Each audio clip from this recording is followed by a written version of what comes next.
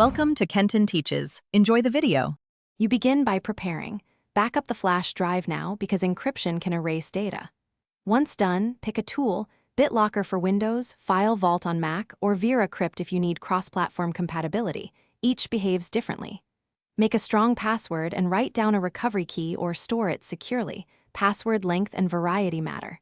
Connect the drive and open the chosen utility. Select the exact USB device. From here, you're ready to initialize the encryption process and choose settings.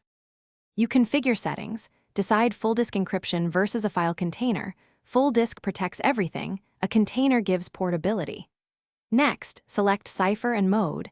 AES 256 is a solid, widely supported default.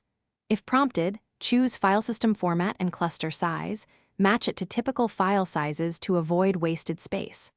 Opt in or out of auto-unlock on trusted machines. Make sure you understand the trade-offs. Confirm you've selected the correct drive. Then start encryption and monitor progress until it completes or reports errors. You finish by verifying the result. Eject the flash drive safely and reinsert it. The system should prompt for the password or mount the container. Once mounted, open several files to confirm integrity. Store the recovery key off the drive, print or use a password manager, and test unlocking on another computer to ensure portability. If something goes wrong, don't panic. Check file system integrity, confirm administrative permissions, and restore from your backup if needed. If errors persist, try re-encrypting after formatting the drive. Thanks for watching. Please subscribe if this video was helpful.